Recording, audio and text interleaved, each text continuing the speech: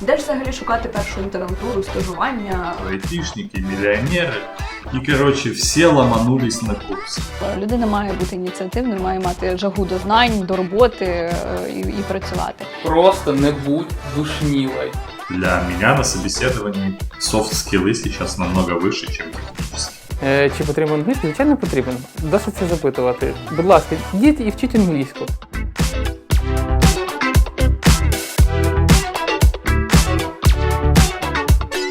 Привіт, це Хіз подкаст. Минулого разу ми з вами говорили про те, як потрапити на інтернатуру. А на цей раз ми хочемо поговорити, що ж буде відбуватися під час інтернатури або під час вашого першого випробувального терміну в компанії.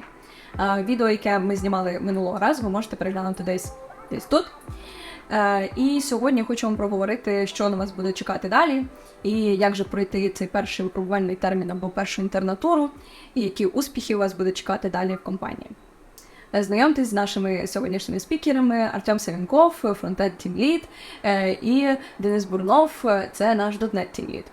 Хлопці, привіт! Розкажіть, будь ласка, чи ви маєте якийсь досвід інтернатури? Можливо, ви самі колись були інтернами? Як взагалі ваш шлях почався і чим ви займаєтесь зараз в компанії? Я не починав свою кар'єру з інтернатури.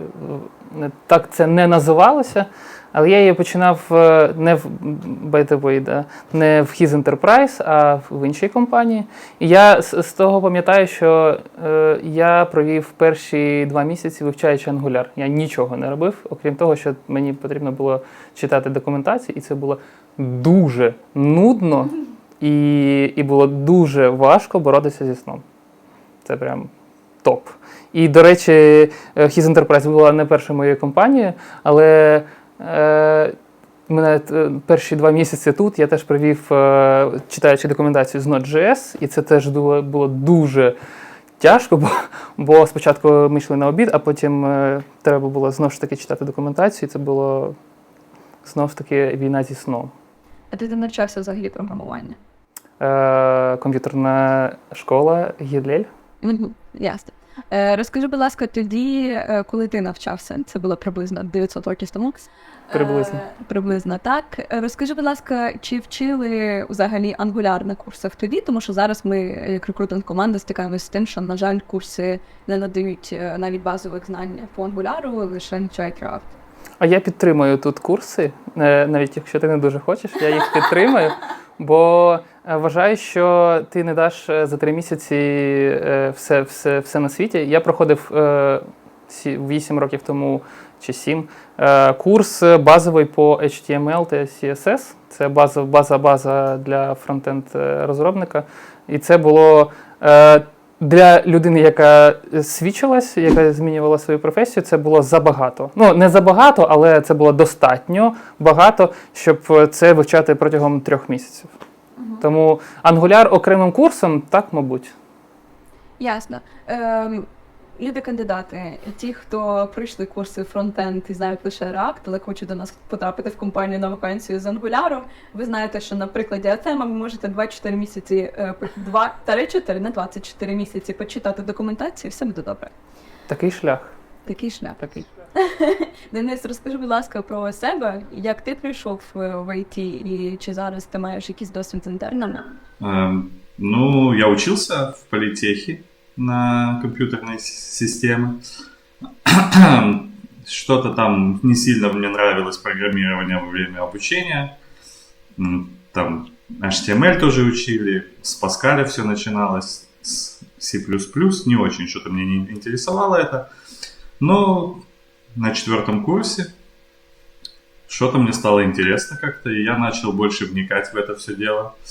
Вот. После того, как сдал диплом, сам написал, защитил, начал искать, где бы дальше применять свои знания. Нашел очень маленькую компанию, которая в Украине работала. Там приобрел немного опыта и потом уже попал в His. В Хисе тоже столкнулся, когда пришел, столкнулся с некоторыми технологиями, с которыми до этого не встречался, и тоже пришлось на ходу уже условно подтягивать ребят спрашивать, потому что тонкости есть в каждой технологии, и как раз в тот момент они начали проявляться, знания, которые нужны были в данных областях. И вот с тех пор, уже больше 11 лет, в ХІС пытаюсь помогать. Я хотів сказати, що Денис сказав, що він потрапив у ХІС, а потім не зміг вибратися звідти. Затянуло. Засосало. Хорошая компания всегда держит, поэтому тут ничего не скажешь. В правах реклами. Неожиданно. Я теж починала, до речі, навчалася у Львівській політехніці на прикладній лінгвістиці. Дуже цікаво, нічого не понятно. Але я теж вчила Паскаль. І знаєте що? Напевно, це було помилка. Прикладна лінгвістика, Паскаль, щось дуже складно. Так, розкажіть, будь ласка, зараз ви працюєте з інтернами, ви у нас тімліди, у вас є свої команди, ви працюєте на проєктах. Розкажіть про свій досвід, чи є у вас досвід менторства, чи є у вас досвід роботи саме з інтернами, чи, можливо, ви сьогодні будете ділитися своїм досвідом про взагалі перші місяці роботи людей в компанії? В нас на проєкті так прийшло, що в нас немає інтернів. У нас досить високий поріг входу в те, чим займаються наші спеціалісти. Це не щось не про запуск ракети в космос, але все ж таки у нас не йдуть на інтернатуру.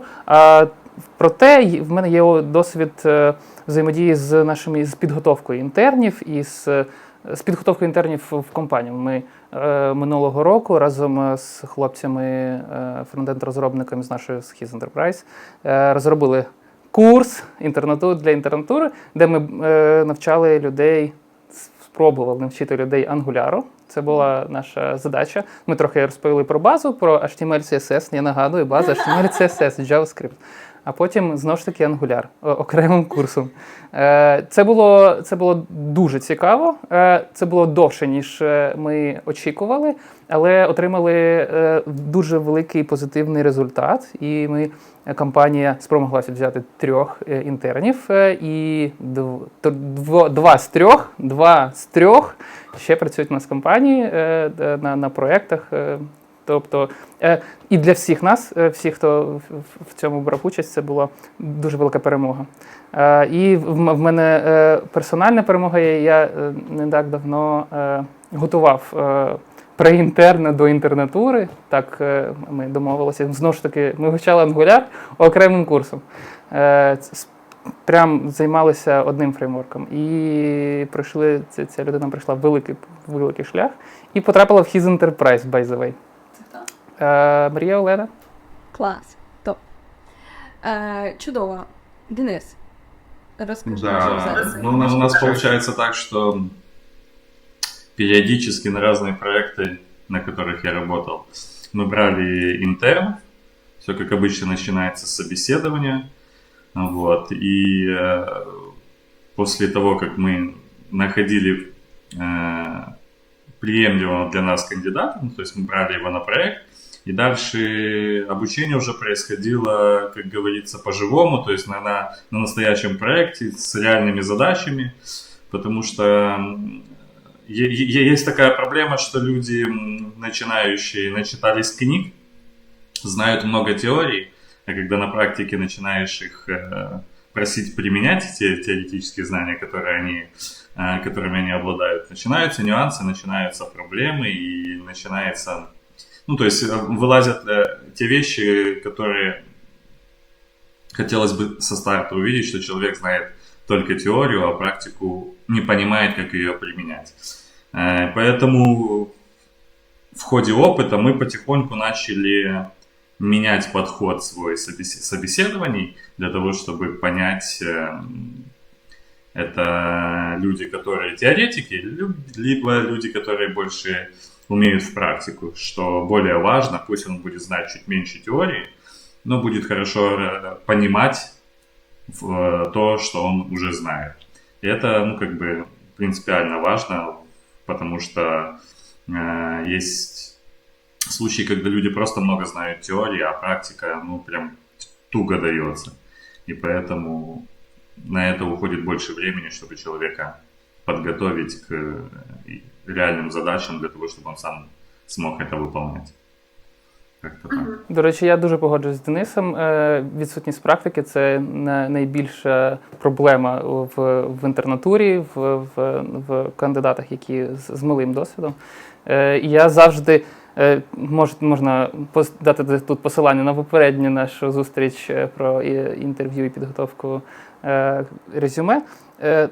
Практика – це найкраще, що може зробити кандидат, інтерн, будучи в інтернатурі або за кілька місяців, років до. Бо я пам'ятаю себе, коли я навчався ще в Гілелі, і трохи 9 місяців після, я відкривав інтернет-ресурси і якусь документацію і просто конспектував її, щоб запам'ятати. Я цю теорію запам'ятовував, і саме це в мене зайняло, я народив дитину за цей час, 9 місяців. Замість цього я зараз думаю і всім рекомендую просто щось робити. Кожного дня, я не знаю, 7 днів, 3 дні програмувати, 1 день читати теорію, в усі інші дні займатися спортом, наприклад так. Не займатися теорією. Читати чужий код. Читати чужий код, ну то тільки якщо то код Денис. Самое крутое это находить какие-то на GitLab проекты чужие, но которые забагованные и не работают. И в них пытаться разобраться. Потому что теория, это, конечно, хорошо, ты можешь прочитать и на следующий день забыть ее. А когда ты начинаешь сталкиваться с какими-то багами и прям разбираться, почему она не работает, такие вещи намного быстрее откладываются в голове и запоминаются на очень долго. Поэтому это тоже один из способов получения знаний. Розбиратися в чужому коді. Так, я погоджуюсь. Тут ще можна додати, що можна шукати open-source ліби, бібліотеки, якими JavaScript, не JavaScript, будь-які бібліотеки, якими користуються всі, але в яких є відомі баги. І можна їх намагатися фіксити, тобто не тільки розібратися, а ще й спробувати пофіксити якийсь баг, де тобі дуже потрібно. Але де тобі, може, не дуже потрібно, але ти можеш це зробити. У мене є досвід лагодження одної проблеми в бібліотеці, яку ми використовували на проєкті. І це було один раз, це не було дуже складно. Типу, я відкрив pull request на GitHub, і його там прийняли через кілька днів. Це один раз за 7 років було, але я дуже пишаюся цим. Тому, якщо у вас буде шанс пофіксити щось в open source, будь ласка, зробіть це. Це дуже класно. Давайте я нагадаю взагалі, що таке інтернатура. Інтернатура – це можливість попрактикуватися. Можливо, ви розумієте, що деяких знань на курсах вам було недостатньо, або ви розумієте, що практики було недостатньо, і для джуніор-спеціаліста, який буде працювати одразу на проєкті, вам щось трішечки не вистачає, то інтернатура – це саме для вас. Також інтернатура – це можливість не тільки розвинути свої технічні навички і попрактикуватися, але й розвинути свої софт-скіли і взагалі комунікативні навички. Тому що наші інтерни працюють в командах, вони працюють з тімлідами, з менторами, вони проводять демо, вони вчаться всім циклам розробки і взагалі комунікації в компанії. Тому це класна нагода для вас зробити попередній крок перед тим, як стати на класний шлях роботи вже з клієнтом. Наша інтернатура – це можливість для вас також відчути себе частиною ком'юніті, тому що інтерни, які з нами працюють, це такі самі спеціалісти, як і ми, які допускаються до будь-яких івентів. Ми дуже раді зустрічати їх на наших квізах, дуже раді зустрічати їх на тематичних професійних івентах. Також в нас є Speaking Club, який вони можуть відвідувати паралельно за 3 місяці навчання, підвищити свій рівень англійської. Ну і взагалі для вас це можливість отримати фановий експірієнс і посміятися трошки з нами. Ми смішненькі. І наша інтернатура триває 3 місяці, зазвичай скорше ніхто не впорається з нею, але за ці 3 місяці ви точно отримаєте всі можливі і неможливі навички, які вам будуть потрібні для роботи на проєкті. Інтернатура безоплатна, і після інтернатури у вас буде можливість отримати довгоочікуваний офер джуніор-спеціаліста, вже працювати з клієнтом на проєкті. Хлопці, розкажіть, будь ласка, як ви ставитесь до безоплатної інтернатури? Чи ви б погодились на безоплатну інтернатуру, якщо б у вас така була можливість, коли ви починали свою кар'єру? Можна, я скажу. По-перше, з приводу інтернатури в нас був цікавий кейс. Був кандидат, який в мене проходив інтерв'ю, і тому його прийняли, але через кілька днів після інтерв'ю він до мене звернувся, знов таки постукався у скайп і спитав: слухай, мені тут ХІЗ пропонує 2 варіанти, 2 стули.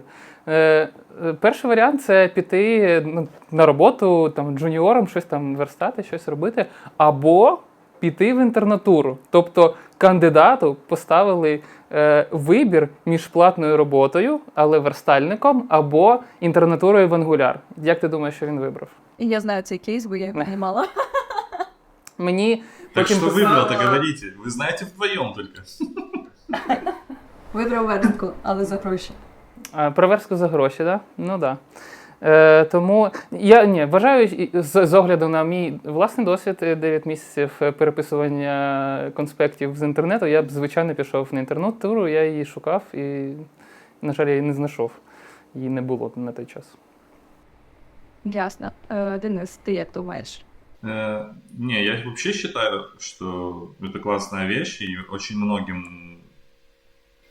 это надо, многие это ищут, потому что когда я начинал, у нас вообще такого, как интернатура в то время, не наблюдалось на горизонте и близко.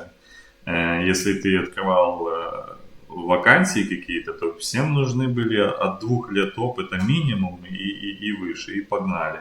И найти работу после университета это было какой-то непроходимый квест.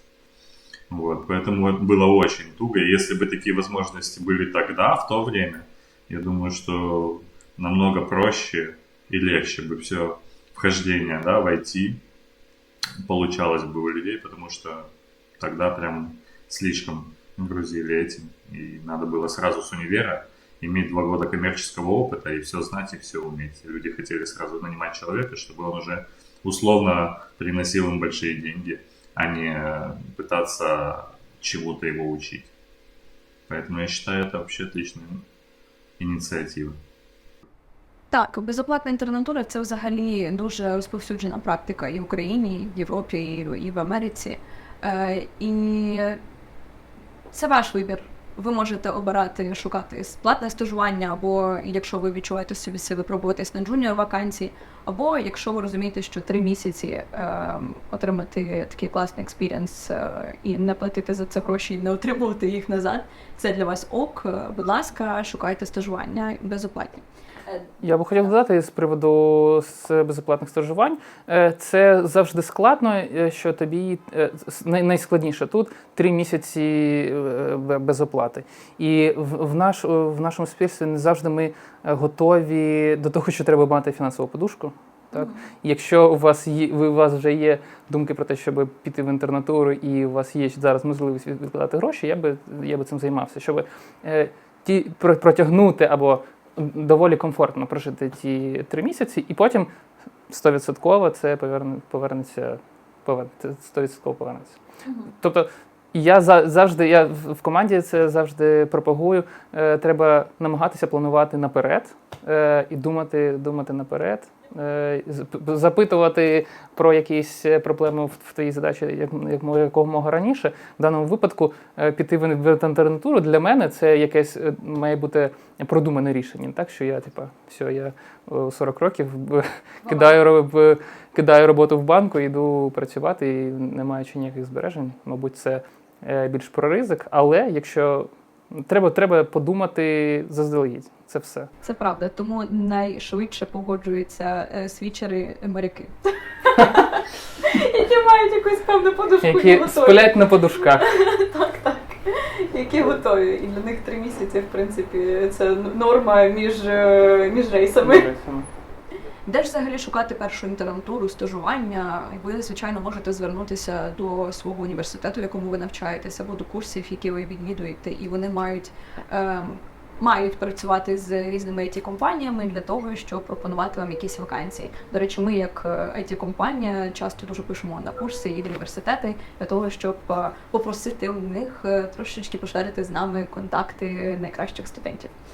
Також ви можете звернутися в LinkedIn, і розвивати LinkedIn вже треба з початку вашої кар'єри, і шукати стажування там.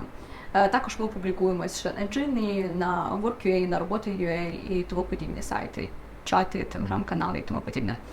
Найкраще, мені здається, зараз працює ресурс Dow, це не реклама. Dow, в них є, могла б бути ваша реклама. На Dow є спеціальний розділ, називається «Перша робота», і там ви можете знайомитися з стажуваннями, умовами від різних компаній. Там дуже багато у нас стажувань, тому переходьте, заповнюйте наші анкети, і ми будемо чекати на вас.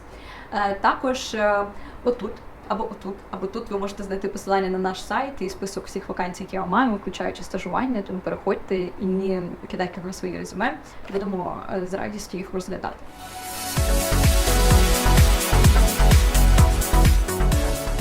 До речі, про перші роботи і розділ на Dow.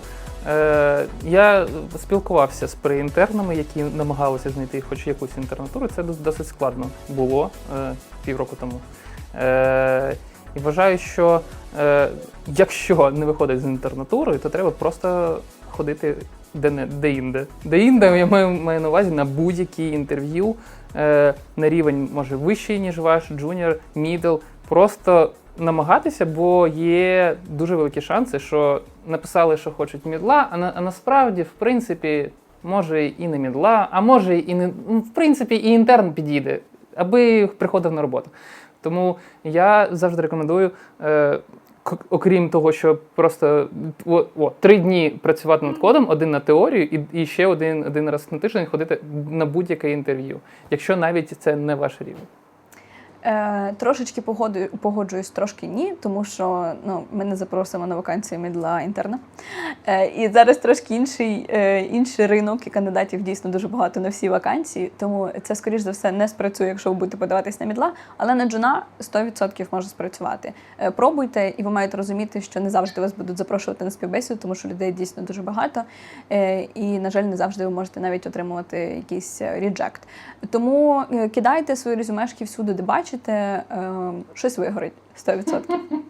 Також хочу у вас запитати, що ви думаєте щодо англійської мови у інтернів і людей взагалі, які тільки приходять в IT-компанії, чи важлива вона, тому що ми зі своєї сторони завжди кажемо про те, що англійська – це суперважливий пункт в вашому резюме і в вашому житті взагалі.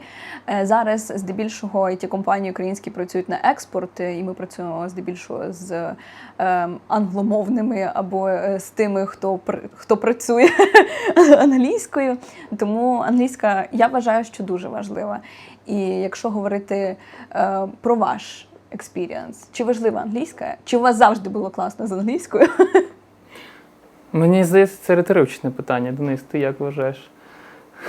Ну, такое, да. Сейчас в наше время на всех этикетках все на английском написано, поэтому, приходя в такую сферу работы, где ты даже код пишешь на английском языке и как-то плохо владеть английским, это не в плюс точно будет. Вот. Но у меня есть интересный опыт. К нам попал тоже интернопроект, но у нас был большой проект, у нас была команда 27 человек.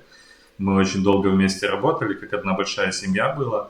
И хороший попался и интерн, работал с нами, но видно было, что английский знает, но вот разговорный прям давался тяжело, ему очень тяжело. Но у нас каждый день проходили стендапы с заказчиком, естественно, на английском, и каждые 2 недели было демо. И прямо из-за того, что там каждый рассказывал на демо, не было такого, что одного выделяли, и он там все рассказывал. Каждый рассказывал то, что он делал.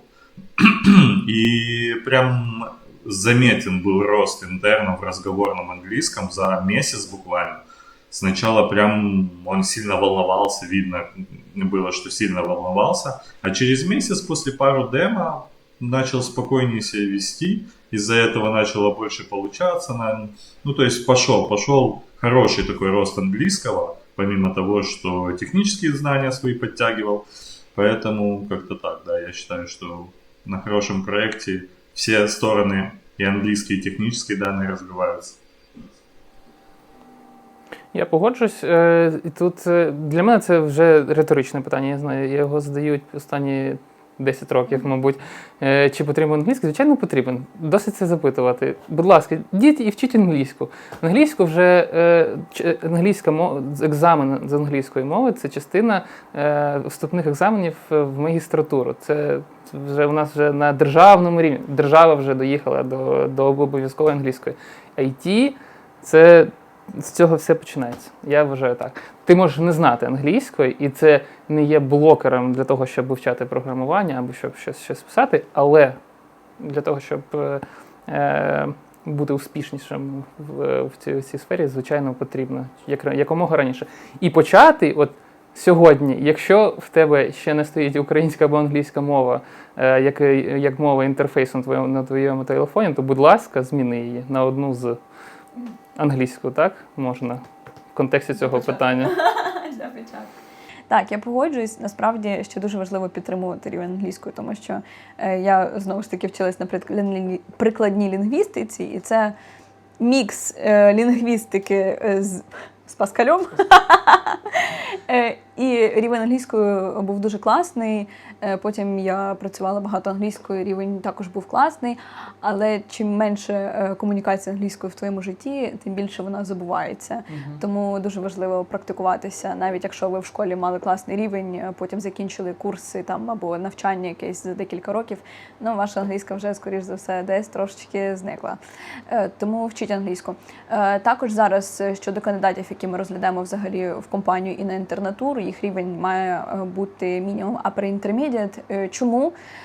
Рівень високий, але тому, що на інтернатурі у вас буде можливість навчатися на внутрішніх проєктах, а після інтернатури ми не знаємо поки що під час інтернатури, куди далі ви підете і куди розпорядить вас життя на якийсь проєктів. На деяких проєктів intermediate буде норм, а для деяких дуже важливо мати upper. Тому, думаючи наперед, ми шукаємо саме людей з апером, щоб потім не прощатися, коли вакансії для вас з інтермедіатом не буде. Це буде дуже сумно. Тому вчіть англійську. Наступне питання, яке я хотіла б трошечки обговорити. Як вам здається, в кого більше шансів? У тих студентів, які тільки закінчили технічний вуз або отримали якусь технічну освіту, або у світчерів? А що ми розуміємо під світчерами? Світчери що, пройшли курси? Люди там середнього віку, які там навчались на якийсь туризм, або, я не знаю, вчителів англійської часто не зустрічаються, якась геодезія або ще щось, і зрозуміли, що попрацювавши там багато років, скоріш за все, не за спеціальністю, зрозуміли, що вони хочуть працювати в IT. І як вам здається, в кого з них буде більше шансів і мотивації? Я думаю, що шланги є і там, тому і ми вибираємо не шлангів, намагаємося знайти не шлангів. Це, мабуть, головна задача інтерв'юєра. І насправді немає різниці, я думаю. Але мені здається, що більш вмотивовані світчери. І тому вони... Хапнули уже горечко, знают, что что-то надо менять в жизни, и если меняют, то как бы не пробуют, а уже уверенно идут, потому что есть, да, молодые, которые, пойдет, не пойдет, ой, что-то сегодня не пошло, а вчера пошло, поэтому, короче, такое вот. То люди, які тільки закінчили інститут, вони ще думають, я все ще... Це ті ж люди, які ще думали 5 років, а туди я поступив чи ні. Це ті люди, які після школи вибирали між економікою, програмуванням і юриспруденцією. Тобто мали максимально великий вибір. Так, на всяк випадок. А мама з папою сказали йти на програміста. Вот. Це саме воно. Тому, так, хлібнули горя. Це правда. До речі, коли я вступала в вуз, там років 8, напевно, тому не пам'ятаю вже, коли це було, було дуже популярним там якась юриспруденція, економіка, щось таке. І батьки якраз пихали дітей в це. Зараз всі пихають дітей в Чтобы програмування. быть юристами. Все должны быть юристы, потому что это модно. Так, і що зараз з нашою країною? Це це вирішили? Діджиталізація. Так. Насправді я вважаю, що зараз шанси однакові і у тих, хто закінчив технічний вуз, і у свічерів, які закінчили курси. Тому що мені здається, що за останні 4 роки рівень і там значно впав. Тому що ми значно перейшли на ремоут. Спочатку був ковід, потім повномасштабна війна. І мені здається, що це дуже сильно вплинуло на рівень освіти і в вузах, і на курсах. Як вам здається, чи ви відчуваєте просадку у кандидатів? Чи вони зараз слабіші, ніж ті, які були там декілька років тому? Чи вони сильніші, чи вони такі самі? Чи взагалі ви не протрекали, не відчули різниці? Я можу сказати, доповнюючи до першого питання, до минулого питання, в моїй команді є ряд людей, 3 людей без вищої освіти, і вони не свідчери. Оце топ.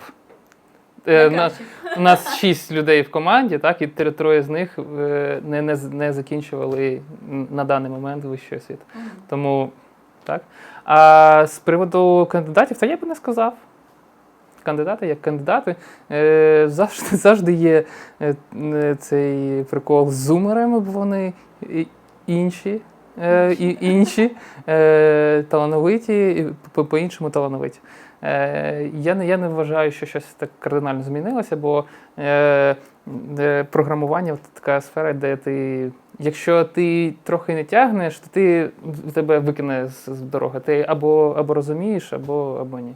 Мені так здається. Справді, Денис, як ти думаєш? Мне кажется, что чуть-чуть изменилось в том плане, что последние, я не знаю, энное количество лет очень большая реклама пошла, что айтишники, миллионеры. И, короче, все ломанулись на курсы. А курсы, видать, поняли эту тему и начали какую-то впаривать дичь, да, чтобы отмахаться на 3 месяца, там, Hello World сказали, как написать, и до свидания. И они после этих курсов выходят. Специалист уже, ты шо, я там почти все знаю. И давай, как повалили толпами на собеседование. А ты приходишь на собеседование и после первого вопроса понимаешь, что человек просто ошибся дверью, не к тебе должен попасть, и вообще на собеседование ему не надо, и он вообще не понимает, что это такое. А он пришел, потому что разрекламировали, он что-то там отходил на курсов, непонятно, он что-то там понял, не понял, но ему сказали, что он уже много знает, и он может.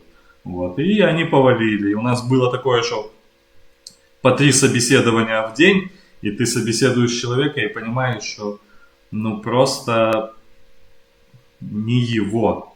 И туда ему даже и не надо.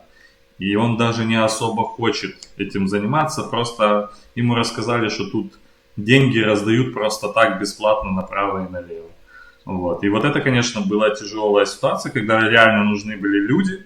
И их было очень тяжело найти, потому что было куча людей на вакансию, а на самом деле до хороших могло и не дойти людей, потому что перебивали все вот эти люди, которые на курсах побывали и решили, что они уже все могут и знают. Вот в этом, мне кажется, есть трудность, и сейчас она, наверное, тоже какая-то есть. Поэтому как-то так. Я сьогодні буду адвокатом курсів. Так довелося, мені не платять, на жаль. Але я думаю, що це наша якась загальна народна інфантильність. Проблема вірити у великі гроші за 2 місяці, або я буду крутити слоти, або я буду щось робити, або я інвестую гроші і за рік отримую 200% дивідендів. Це все шляпа, я вибачаюся. Але тому, я не знаю, обманули курси, які, в принципі, дали ту базу і сказали, що є можливість отримати мільйони. Потенціально 1 з мільйона отримає 1 мільйон. Або всі ті люди, які все ще вірять і йдуть на маркетинг. Ми наче вже диджиталізована країна, так, і вірити у будь-який рекламний проспект, це шлях. І я думаю, тут кожного разу має бути відповідальність кандидата. Я теж хотіла сказати, що це що піар дуже класно в них працює, маркетинг в них дуже розвинений, супер-пупер, але людина має брати на себе відповідальність і щось трошечки теж дізнаватись у знайомих, у колег, у друзів, у Дениса. До речі, чи ваші друзі останнім часом, може хтось захотів перейти в айтішечку? Що ви їм кажете, що ви їм радите, чи ви їм кажете «остановитесь»?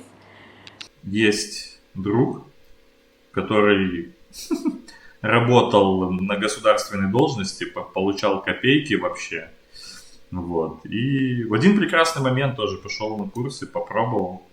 И сейчас довольно-таки неплохой automation QA. Клас. Угу.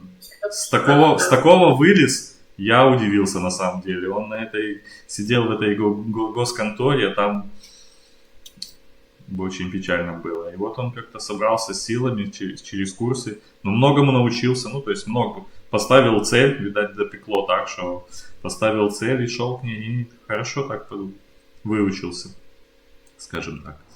Клас. Ти маєш якийсь експірієнс серед друзів? Так, у нас, тим паче, з початком Великої війни, у нас були люди, які почали дивитися, бо було складно знайти роботу в перший рік, ті, хто працював на будівництві, на геодезії. І є в мене друг, який цікавився, він хотів бути на плаву. Він спробував, сходив на курси, EQA і на фронтенд, трохи ми з ним поспілкувалися, і він спробував і вирішив, що це не його тема, і він відмовився. Це людина, яка свідомо вирішила не йти в IT. Клас. От такий експірієнс. Це чудовий приклад. Так. Будьте, як мій друг, будьте свідомими у своєму виборі. Є люди, які теж у нас багато людей. Я навчався в Одеській державній академії будівництва та архітектури і на правах реклами. У нас є люди різних напрямків. Вони вчилися хто на архітектурі, хто на будівництві, хто на геодезію. І багато хто перейшов. Донавчилися, і причому останні 2 роки.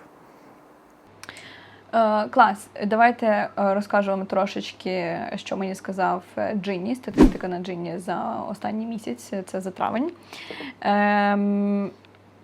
Так, стрімко зросла кількість пропозицій для фахівців без досвіду. 146 можливостей в травні, це більше на 60%, ніж з початку року. Тобто компанії зараз все більше зацікавлені в тому, щоб наймати людей без досвіду роботи, і кількість вакансій зросте. Але при цьому, щодо відгуків на вакансії на Джинні, на вакансію QA без досвіду 51 людина на одну вакансію, 51 кандидат на одну вакансію. З них тільки 30 людей за pre-intermediate. Тобто для His Enterprise це вже мінус 50%. А що стосується, скільки потрібно нам переглянути людей в компанії для того, щоб найняти одного інтерна, це близько 200 QA для того, щоб найняти одного інтерна QA. Саме тому ми вибачаємось, ви не завжди можете отримати відповідь на своє резюме. Вибачте. Що стосується .NET, 65 людей на вакансію .NET інженера без досвіду, серед них тільки 30 за pre-intermediate. Що стосується найму в компанію, то нам потрібно приблизно 100-130 кандидатів переглянути для того, щоб найняти одного інтерна. Фронтенд. Ваші ставки. Як ви думаєте, скільки кандидатів? 215. Це потрібно нам, чи це відгуків на вакансію на Джинні? Питання? Добре. Давайте, скільки в середньому відгуків на вакансію на Джинні? На одну? Так. 315. Ні, ти взагалі? 215. Не, щось багато. Денис, ти як думаєш? Багато, я что-то думал там вообще под 600. Тобто QA 50, .NET 65, а фронтендів аж 600? Ну, камон, це фронтенд. Да, это ж просто, это ж мелком рисовать на доске. І заробляти багато грошей при цьому, так? Да, Саме так. Вообще ни о чём. $2000 со старту. Насправді хлопці трошки переоцінили, але теж різниця величенька. 122 людини на одну вакансію фронтенд на Джині. Тільки 55 з 122 знають англійську на рівні upper. І His Enterprise потрібно 300 людей, щоб знайти одного інтерна фронтенд. 300. Все, що я можу сказати, що я дуже Вам соболезную. є. Саме так. Я не зміг би працювати рекрутером. Це, чесно, 300 людей це. Ми не так давно наймали сеньорну позицію в команду, і це було дуже довго і дуже виснажливо. І я дуже втомився. А 300 людей, камон, 300 на інтерна. Ну так из этих 300 ты же тоже какую-то часть собеседуешь, поэтому ты тоже руку свою прикладываешь к этому. Це жах. Тепер я не завидую собі також. Це дуже складно. У нас дуже важка робота, повірте. Оказывается, да? Оказывается. І зі старту ми не отримували $2000. Ніхто нам їх не заплатив зі старту. За каждого, кого прособеседовали.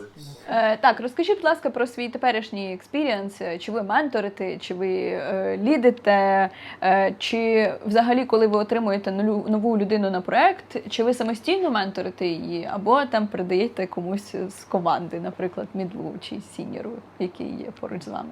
Дивлячись від того, на якій ступені розвитку як менеджера ти знаходишся, як ліда. Якщо ти десь на початку своєї кар'єри, я вважаю, то ти займаєшся цим все сам. Але якщо у тебе є своя команда, це ти 2-3 роки ви попрацювали, ти вже сам навчив тих людей, які щось мають, то передаєш. Ми зараз якраз на етапі, коли ми намагаємося в команді перенаправляти цей досвід навчання. Тобто ми всіх зі всіма комбінуємо для того, щоб передавати досвід, щоб навчати менш досвідченого співробітника, тому що ми можемо взяти 2 джунів і натравити один на одного. Ні, одного попросити менторити іншого. Наприклад, фронтенд менторить QA з питань більш технічних, ніж там мануальне тестування. Добре, Денис, як у тебе це працює? Чи ти сам менториш? У меня приблизительно точно так же, как у Артема, то есть не всегда я, человек заходит только, да, конечно, я рассказываю про проект, даю задачи, начинаю смотреть задачи, а потом плюс-минус, когда, мы пытаемся человека, если проект большой, то не засовывать его просто в какую-то одну узкую направленность проекта, какой-то функционал узкий, а пытаемся давать задачи по всему функционалу. Есть люди, которые писали тот или иной функционал, поэтому, когда нужна помощь ему в каком-то вопросе, мы отправляем человека интерна к тому человеку, кто это писал. Он больше аргументирует, объяснит, почему именно так было написано, с какими сложностями там встречался, и быстрее поможет. Поэтому прям такого, что вот только я, нет. Я тоже не считаю это правильным, потому что интерн должен коммуницировать со всей командой, а не с одним человеком или с тем лидом, потому что ему в этой команде работать дальше. Поэтому как так. Так, бо іноді тімлід це душніло, і з ним постійно спілкуватися складно. Я хотів сказати, що з приводу відправити інтерна до людини, яка писала цей код, бо він пояснить, чому так написано, я хотів поправити, чому так погано написано. Зазвичай це так буває.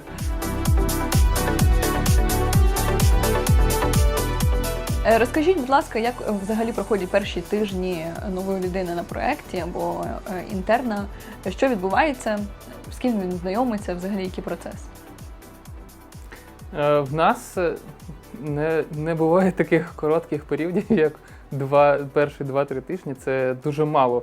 У нас наче не так. У нас ці спринти, бо я вже життя вимірював в спринтах. Мені недавно хтось з батьків сказав, там через 2 тижні, я говорю, так просто скажи через спринт, все нормально буде.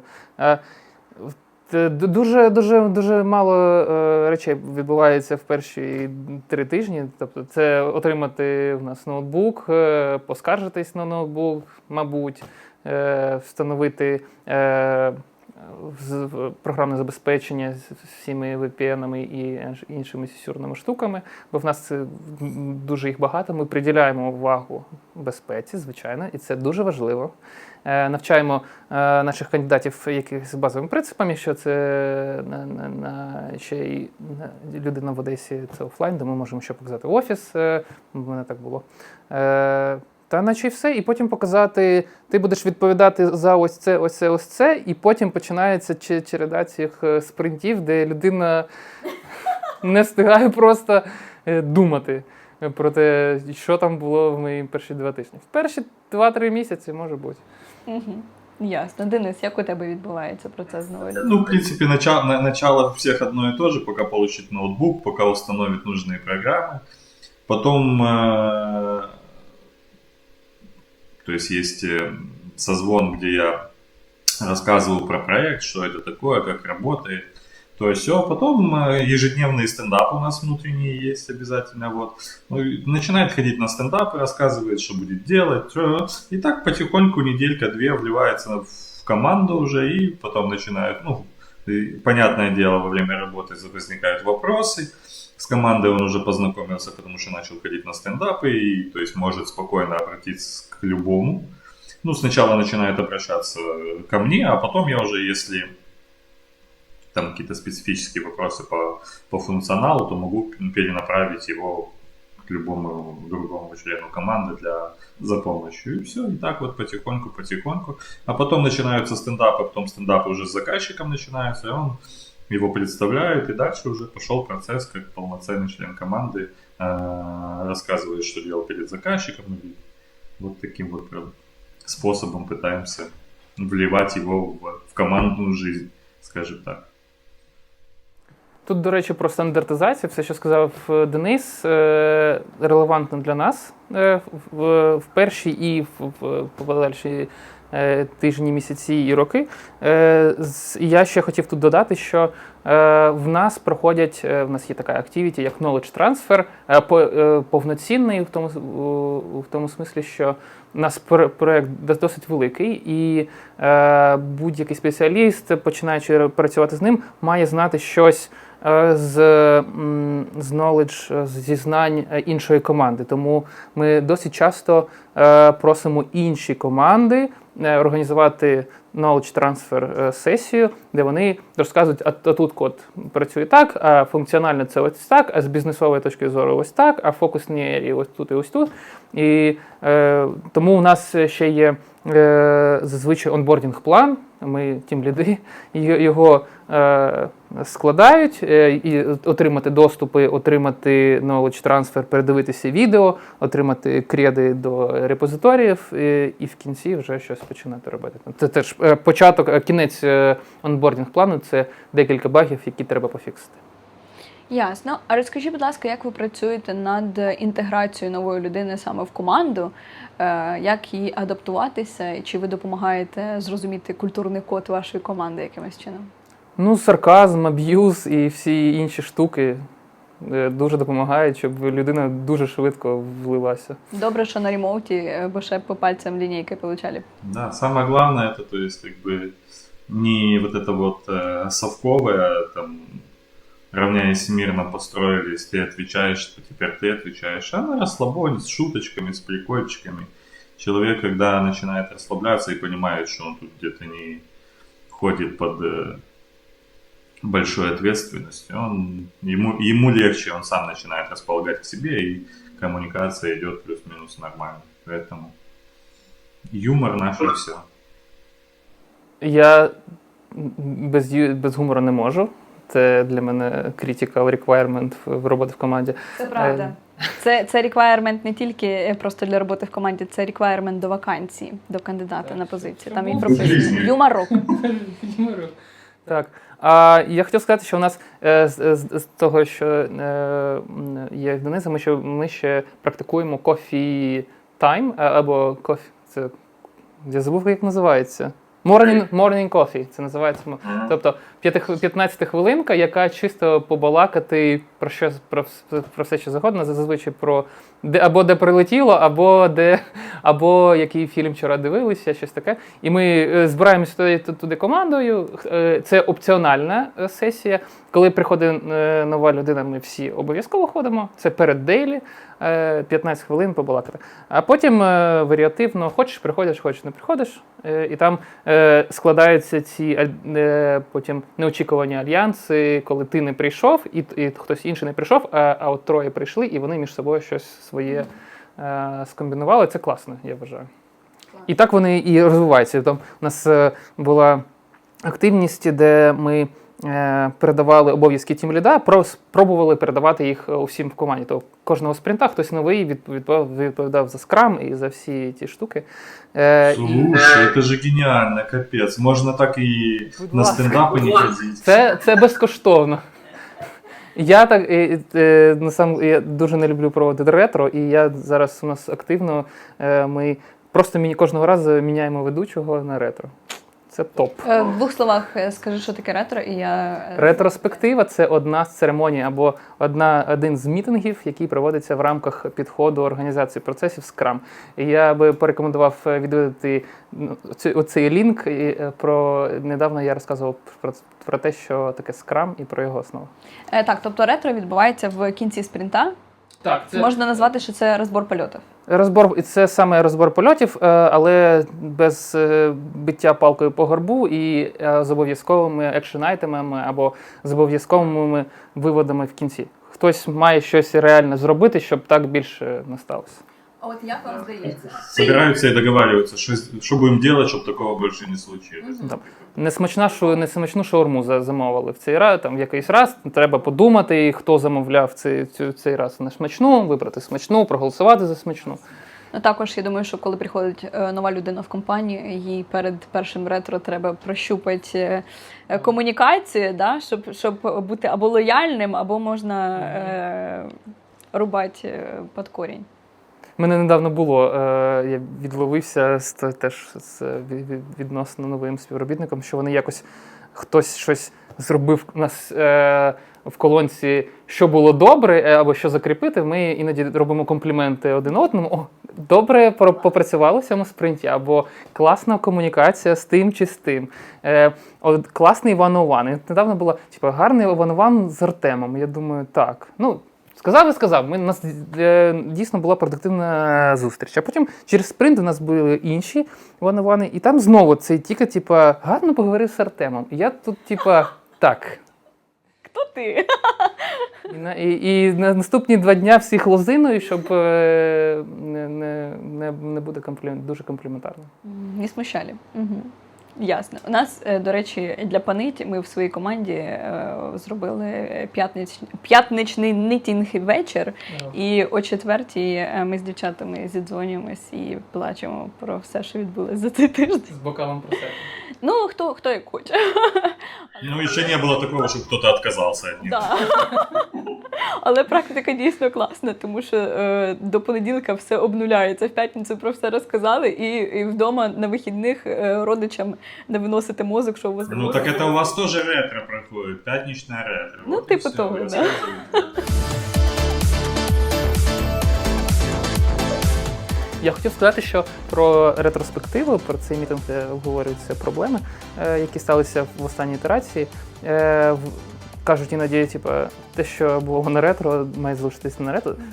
У нас це не так. У нас ми публічно обговорюємо проблеми, які, якщо це тільки не one-on-one конфлікти, ми публічно їх обговорюємо і складаю я потім не я, а відповідальний за це ретро складає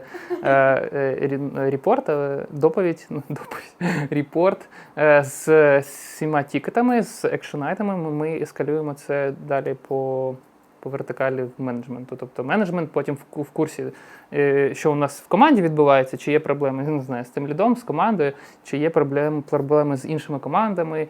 І в нас досить ефективно це працює. Ми прям... А зачем, можно вопрос, а зачем эскалировать выше? Это чтобы решить на уровне межкомандный с заказчиком какие-то проблемы, либо просто внутрикомандные какие-то проблемы вы тоже передаете выше? Ні, внутрікомандні, ну, і те, і інше. Внутрікомандні штуки ескалюємо, але я це пропрацьовую зі своїм менеджером. А взагалі це міжкомандна взаємодія, бо у нас більше 10 команд взаємодіє між собою, і це там купа директорів, і директор з R&D, і ми використовуємо одну екосистему, і ми не так давно перебудовували процеси, переїжджали з одного підходу на Scrum, і ця вся перебудова на пайплайни, на взаємодію команд, це все було дуже складно, і треба було все це ескалювати. Наприклад, стабільно непрацюючий environment під час тестування, під час регресійного тестування по вівторках. Прикольно, да, это очень хорошая идея, потому что есть некоторые просто, ну так и так, и так, и так, а потом, когда уже подгорает так, что типа вы же не протестили, а причин не знают, то это намного печальнее выходит, чем когда об этом сигнализировать заранее. Потому что были разные случаи, и горькие, и не очень. И это самый правильный, так сказать, просто подсвечивать это на момент происхождения, а не на момент, когда начинают разбираться, почему все нехорошо. Да, и искать потом начинают. Це пробач, я вже закінчую цю тему з ретро, що це як ретро, це як логер в твоєму сервісі, в твоєму бекенд-сервісі, який записує всі проблеми і не проблеми, і потім ти повертаєшся до всіх цих репортів, вони всі записані, і будь-який момент, це про те, що каже Денис, в будь-який момент можна повернутися і зрозуміти якомога раніше, що є фундаментальна проблема в процесах. Ну, це класно. До речі, все, про що ми сьогодні говоримо, це стосується як роботи на проєктах, коли ви прийшли на проєкт як джуніор, і, відповідно, так само, якщо ви працюєте у нас інтерном, стажуєтесь як інтерн в нашій компанії, і практикуєтесь в наших внутрішніх проєктах без клієнта, у вас все одно є команда, у вас все одно є деліки, у вас все одно є ретро, у вас все одно є презентація того, що ви зробили за останній спринт і тому подібне. Тому всі ці навички, і ви зможете підготуватися під час нашої інтернатури, і потім зможете зрозуміти відповідь на питання, чи треба на ретро говорити всім правду, і як акуратно це робити, щоб нікого не поранити. Розкажіть по секрету, які інтерни дратують і що точно не треба робити, коли ти інтерн? Починай. Так задумались все сразу. Хто готовий? Ми як на ретро, да? Кажемо. Анонімно. Анонімно. Ну, не знаю, в мене є умовний поділ, ще одна з класифікацій, що є талановиті програмісти, а є працьовиті. Я себе відношу до працьовитих, якщо що. І буває складно з талановитими. І талановитий – це не значить, що там сеньор чи джуніор, а саме як в нього швидко вдається з програмуванням. І часто буває так, що ці дуже талановиті люди, в яких творчі, нас це називали архітектори в будівельному, що вони дуже складно з ними взаємодіяти, коли людина не чує досвіду, да? Не чує досвіду, і це самовпевненість або ігнорування порад. Мене це дуже розчаровує, що я не дуже люблю. Я дуже гарно вмію повторювати, але я дуже не люблю, коли мене не чують. Кожен раз стає все неприємніше повторювати. Да, я ж вже сказав. Ну, це моя проблема. Тому так, не дослухатися порад і бути занадто талановитим у своїх поглядах, не чути, не відчувати, do not feel the room, не відчувати атмосферу навколо. Денис, ти як думаєш? Есть эта проблема связана не только с интернами и с джуниорами. Они начитаются типа умных книжек, и потом как начинают воротить код, класс на классе, на классе, на классе унаследован. И ты просто открываешь, там 3 строчки кода надо было написать, а там 6 файлов по 200 строчек. И ты такой, ну хорошо, ну это, да, книжка, технологии, паттерны, все, но зачем? Зачем она здесь надо? Для чего? Какая цель? Вот. Это если говорить про технические какие-то вещи. Еще принципиально очень важно для меня на собеседовании софт-скиллы сейчас намного выше, чем технические. Если человек мега умный, знает больше меня, но по софт-скиллам я вижу, что он будет не в команде, то принципиально, ну то есть сразу нет, потому что человеку работать в команде не самому. Поэтому команде будет тяжело с ним, а не ему с командой. А когда есть такие вот нюансы коммуникабельности, то команда начинает проседать, и это влияет и на output, и на все. Поэтому сейчас на собеседованиях софт-скиллы это прям number one. Без этого никуда. Будь ты хоть 7 пядей во лбу, но если ты не сможешь вжиться в команду, не извини, я не возьму тебя в команду. Вот как-то так. Просто не будь душнілою. Це правда. Дуже погоджуюсь. В мене теж був досвід інтерна. В моїй команді був інтерн, це було майже 3 роки тому. І я можу сказати, що дуже важливо бути ініціативним, тому що я, наприклад, терпіти не можу, коли людина якусь таску зробила і сидить без роботи, замість того, щоб прийти і сказати «Я зробив! Давай далі!» Інтерн так вел себе? Ну так. І для мене це незрозуміло. Людина має бути ініціативною, має мати жагу до знань, до роботи і працювати. Також для мене важлива протилежність цьому, це коли питають абсолютно все і постійно, вимагають постійної уваги, і ніякої самостійної роботи людина не може провести взагалі. Це також дуже жахливо. Я думаю, що спочатку треба щось пошукати самому, а вже потім ставити питання. І третій пункт, який також дуже дратує, це коли людина вже шукає дуже довго сама і не може знайти відповідь на питання, і не може вирішити сама проблему, і приходить з проблемою вже надто пізно. Або цю проблему я десь знаходжу надто пізно. Надо вже результат показувати, а він тільки... Так. А що ти не хочеш? Ці 3 поінти прям для мене серпом. Давайте розберемо цей третій пункт, про який я говорю, коли людина дуже довго не приходить з якоюсь проблемою, а потім виявляється, що ця проблема є, і людина намагалась вирішити щось сама. Взагалі про таймінг. Як вам здається, чим можна знехтувати якістю чи дедлайном? Наскільки часто треба задавати питання? Чи важливо взагалі для вас, щоб людина говорила про свої проблеми, які вона має? В який момент його таска стає проблемою? У нас є умовне правило 50%. Якщо ти витратив 50% на задачу і в тебе немає результату, це привід піти і вирішувати проблему не самому, а вже з кимось. Бо якщо людина одразу прийшла з питанням, це теж проблема. Треба десь прикласти свої зусилля, і в нас це 50%. Бо в нас і не з інтернами це стається. Ми просто, будуючи процес в команді, домовилися, що це буде так. Класний поінт. Денис, чи маєш якісь? А мы обычно на стендапах, когда человек говорит, что типа я продолжаю этим заниматься, этой таской, и там я понимаю, что как бы должен был уже, какие-то результаты должны уже быть, и я тогда на стендапе говорю, хорошо, давай тогда у тебя еще час-два, если не найдешь решения, тогда приходи, будем искать решение вместе. И тогда вот этот стендап, именно вот это, когда ты рассказываешь о том, что ты занимался и с какими проблемами столкнулся, то есть проблема может быть даже не в тебе, а в том, что ты кого-то ждешь, да, и кто-то тебя блочит.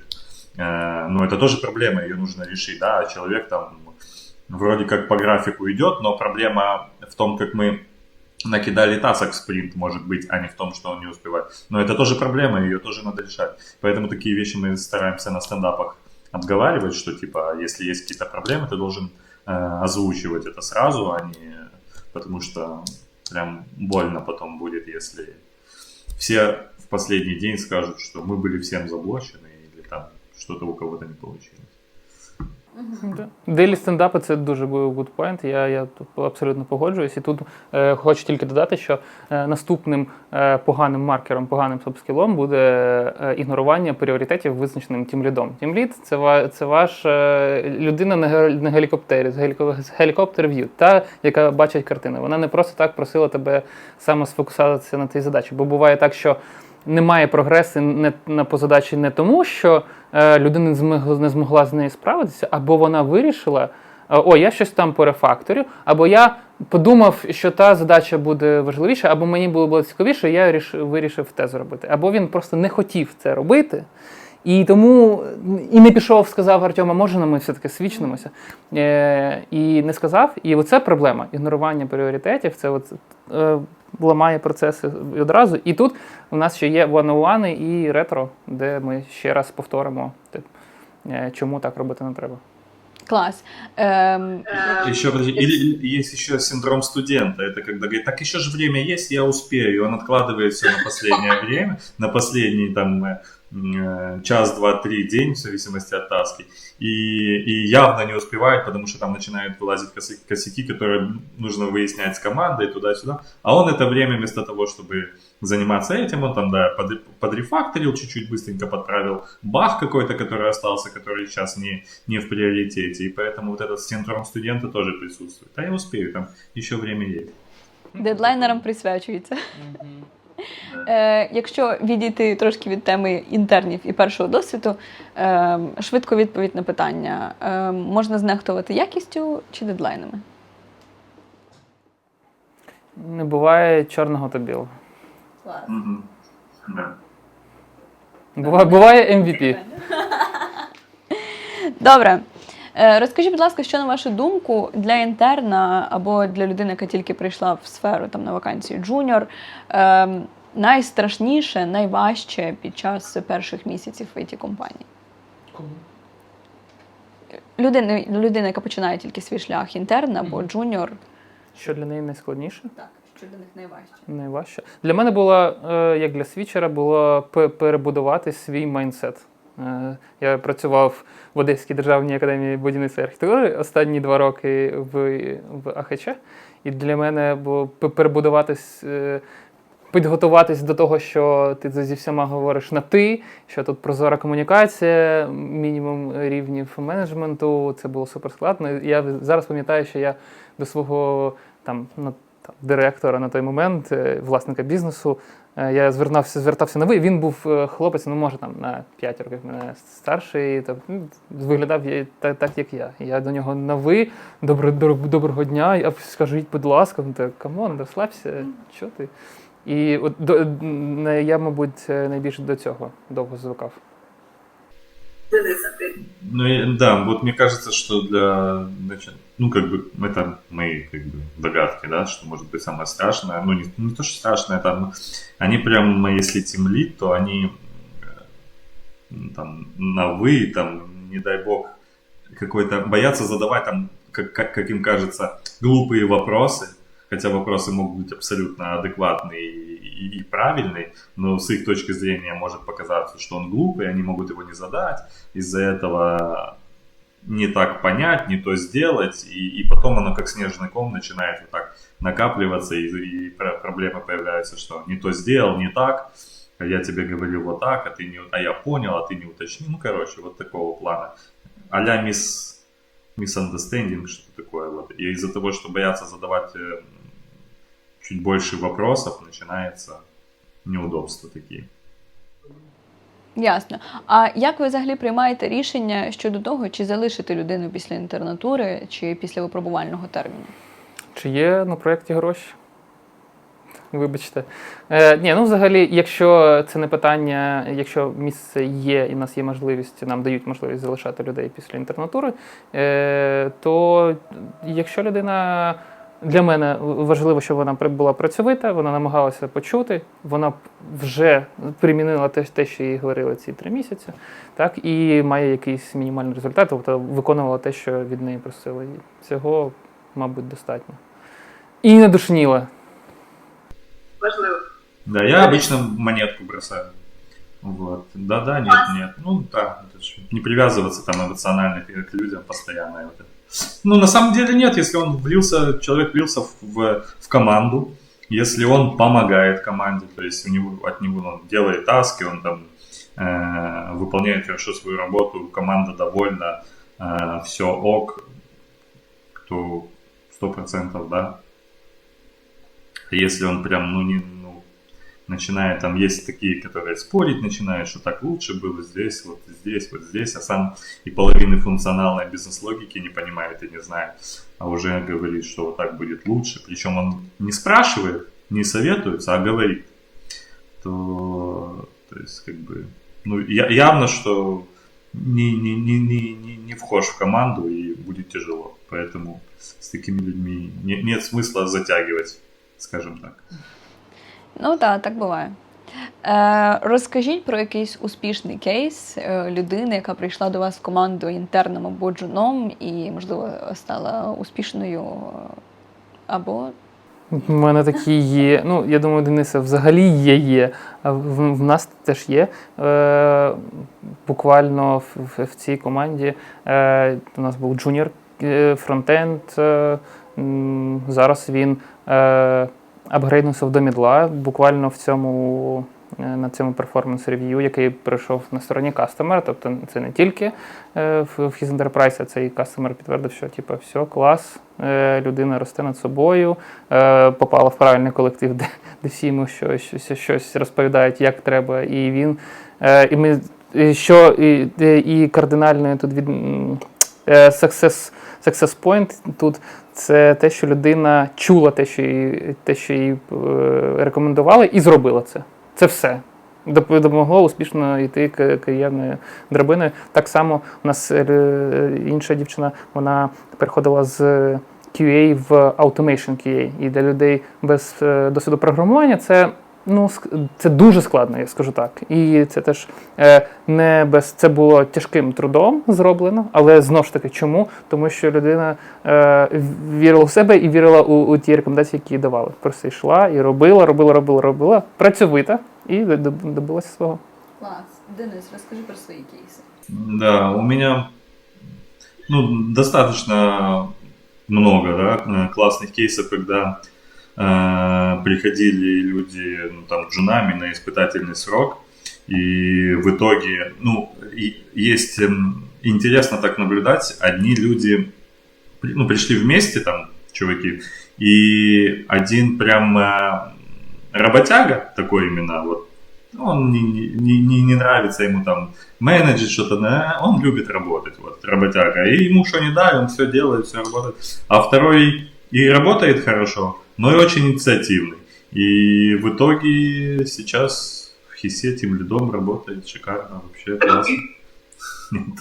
О себе я не могу о себе так судить. Мне надо вид сбоку. Вот, поэтому обо мне лучше у других спрашивать.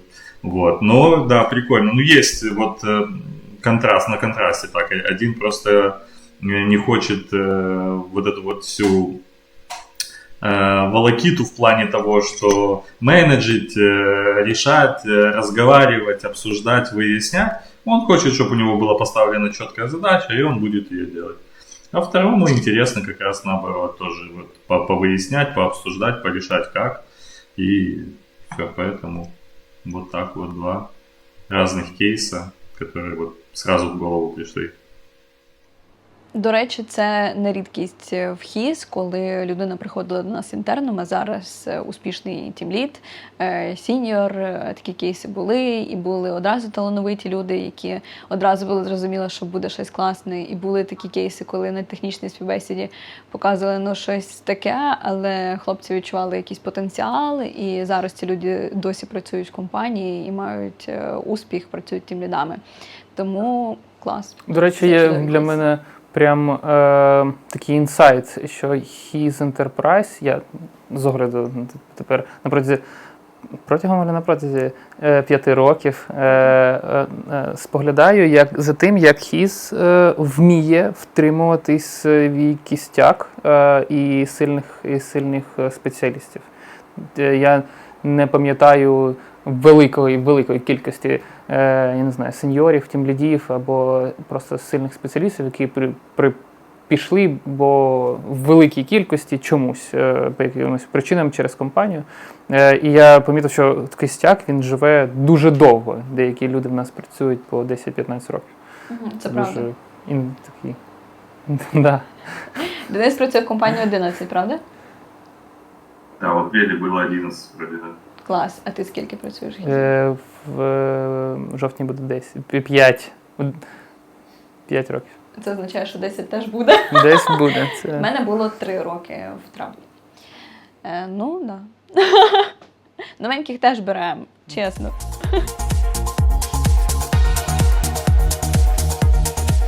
Як вам здається, наскільки швидко можна пройти цей шлях від інтерна до сіньора? Дуже швидко. За 3 дня і одразу будете получати Як стати сеньором за 3 дня? курс від Артема Савінкова. Посилання в коментарях. Ну, не знаю, це ще все, що ми маємо розуміти під сеньором, бо сеньор – це сеньору рознь, як то кажуть в народі. Класним сеньором. Ну, не менше 5 років, я думаю. Денис, як ти думаєш? Ну, смотри, если мы говорим от интерна до тимлида, то, в принципе, за 2 года человек на одном проекте может стать, мне кажется, да, может стать тимлидом, вот, менеджить и понимать, ну, на этом проекте, потому что он его знает уже сильно и хорошо, а вот дальше, чтобы идти уже дальше спокойно на другие проекты, переходить это, то тут надо чуть, мне кажется, побольше опыта, чтобы понимать. И еще, знаешь так, если проект такой лайтовый, и ты за 2 года там особо никаких никуда не залазил, и все шло ровненько, то такой, обычно хорошие тимлиды получаются, пройдя очень такие стрёмные, тяжелые проекты, на которых была постоянно какая-то нехорошая ситуация. И если они уже пережили это, то на остальных проектах уже им будет полегче. Ну, до речі, тімлід – це роль. Життя театром, всі ми актори, да? І тімлід – це роль. Тому в нас є випадки, коли тіммідли бувають тімлідами. Це ж, а говорячи про експертизу, це знову ж таки про людину, яка побачила трохи жаху в ІТ. Жестяка, да.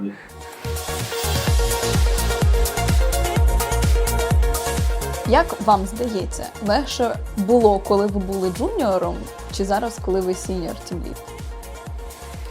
Ох, ну це дві дихотомії. Жуніори і тімліди. Ну, не знаю. Важко було і там, і там. Я скажу так, краще всього було бути мідлом. Бо мідли сидять і працюють. От, все понятно, фільм врубив на фоні і працюєш. Джуніорам складніше, бо багато треба питати, багато комунікувати, щось вчити безперервно, щось, якісь курси. Ну, якщо ти хочеш бути як мідл, наприклад. То, а в тімліда, ну, багато головняка. Ну, це з одного боку дуже прикольно, що ти більше володієш своїм часом іноді. Але, ну, не знаю, всі, ми коли це передаємо роль тімліда по колу, то люди не дуже все вкидаються. Це головняк. Денис, як тобі здається, було краще тоді чи зараз? Я согласен с тем, что, в принципе, и тогда, и сейчас есть свои сложности и трудности, но они абсолютно разные. Вот. Если раньше там просто постоянно выяснял, как что сделать, делал, изучал новое, то сейчас у меня был проект, где я мог 2 недели просто сидеть с заказчиком на митинге. И вот с утра до вечера, 8 часов, мы просто разговаривали. И, ну, это как бы такое, если ты пришел поработать, а надо поговорить. А иногда не хочешь вообще разговаривать ни с кем. Не то, что за заказчиком, а приходится. Поэтому, ну, тут такое, как бы, везде хорошо, скажем так. Главное, Главное уметь ценить те хорошие качества, которые есть в каждой, так сказать, иерархии. Я погоджуюсь, треба шукати можливості і користуватися ними. Тому я, як тімлід, можу користуватися, я можу відмінити мітинг, або перенести його, або делегувати його комусь. І це з поважних причин, бо в мене інший мітинг з кастомером, наприклад. Так? Тому треба просто користуватися цим. Так, мені теж. Ні, не буду брехати. Мені зараз більше подобається, чим джуном. Ну, чесно. Тогда, А ти б'єш людей? Работать было надо больше, да? Да. Де інший фокус просто. Інший фокус. Зараз можна більше працювати над тим, що там цікаво, якусь аналітику, покопатися десь в якихось циферках, щось, десь щось подумати, продумати, якусь стратегію, якусь ідейку розробити, щось таке. Ну, не знаю. Нам потрібна ще одна сесія про рекрутмент лід. Що це таке, і як працює, як це працює, чим займається, як вижити. Як любити свою роботу. До речі, завжди кажу, що в мене максимально позитивне відношення до роботи, в мене максимально позитивна професія для мене, тому що я її не офігеть як люблю і не ненавиджу. Типу, я до неї нормально ставлюсь. В нас все добре. А что с утра можно прибухнуть, и никто не узнает, да? Особливо на ремоуті. А потім на інтерв'ю кажуть, такі дивні питання задають ці рекрутери там по-філософськи.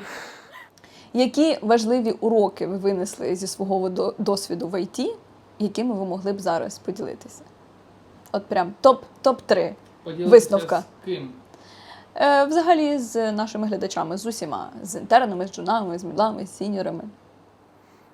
Ну, я б сказав, як вже Денис сказав, що треба більше практики. От скільки у вас є часу на практику, стільки це треба використовувати. Користуватися шансами, тобто стукати в будь-які двері.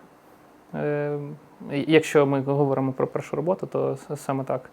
І не забувати, від мене, я тільки недавно робив МРТ хребта, і не забувайте про роботу і про роботу стоячи з самого початку. Бо сидіти треба вміти правильно з самого початку. І не працюйте лежачи, як Артем.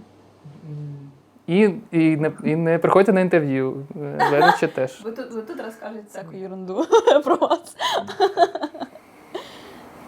Мне очень понравилось одно типа правило, я не знаю, как это назвать, в ХИСе. Это мне Юра Варчинский научил. Ну, то есть не то, что научил, он придерживается такого правила, и оно мне прям зашло. Если там какая-то жопная ситуация случается на проекте, то нужно искать пути решения, а не искать виноватого. И это вот, на самом деле, мне кажется, это далеко не во всех сферах нашей жизни, и конторах, и фирмах придерживаются такой позиции, потому что всегда нужно найти кого-то виноватого и сделать. А прямо здесь, и я прям был настолько удивлен и поражен таким подходом, что он прям мне очень сильно зашел. И когда сейчас там начинают, а это не я закоммитил, да какая уже разница, кто что сделал, решить надо проблему здесь и сейчас, а не... Вот это очень прикольно, мне понравилось. Ну и еще чему научился, можно управлять ожиданиями заказчика. Он может что-то хотеть такое прям этакое, а ты ему говоришь, да, чувак, успокойся, типа, вот смотри, как круто будет, если вот так сделать. Зараз не модно це хотіти, треба хотіти ось це. И вот это вот, и ты понимаешь, что то, что он хочет, это что-то такое нереальное, чтобы сделать. А с другой стороны, ты ему предложил чуть-чуть другую идею, которая ему зашла прям, как будто это он сам Бог придумал все, а ты еще и потом взял это все и сделал. И все довольны. Мені дуже подобається ця комунікація, яка наближає результат, про перший пункт. І я згадав ще одну штуку, це буде в дусі цього часу. треба вже зараз сидіти розбиратися з AI, із штучним інтелектом. Бо в нас просто якийсь не дурдом, а якась манія на проєкті. В нас кожного місяця проходять якісь knowledge sharing з цього приводу, форсять зараз тімлідів, щоб вони хоч щось вчились автоматизувати, форсять тімлідів, щоб вони форсили розробників, знову ж таки, щоб, не знаю, писати юніт-тести або користуватися як в якихось інших підготовці текстів. Тому, якщо у вас є інтерни, я не завидую інтернам, ChatGPT хоча б треба вміти розуміти, що це таке, як цим користуватися і як правильно з ним спілкуватися. Знову ж таки, це про спілкування з ChatGPT, це про цю не шукати винуватих, а правильно шукати відповідь. Так, я згодна. Мої 3 висновки – це те, що треба бути проактивним, треба вміти визнавати свої помилки, обережно критикувати і обережно ставитись до критики, і, звісно, просити допомогу, коли вона вже дуже потрібна, і говорити про проблеми. В кінці кожного подкасту ми розігруємо подарунок від His Enterprise. Сьогодні це брендована шкіряна ключниця, яка знаходиться в цій коробочці. Ви можете її виграти за будь-який коментар під цим відео, але хотілося б, щоб ви написали, які, на вашу думку, софт-скіли допоможуть кандидатам успішно пройти інтернатуру або випробувальний термін. І ми розіграємо серед ваших коментарів цю прикольну ключницю. З вами були Артем Савенков, Артем Савенков, фронт-енд тімлід, Денис Бурунов, .NET тімлід і я, Крістіна Сінкевич, рекрутмент-лід в компанії His Enterprise. Ставте вподобайки, пишіть коментарі, підписуйтесь на наш канал, можливо, ми вам ще щось скоро розкажемо. Тому па-па!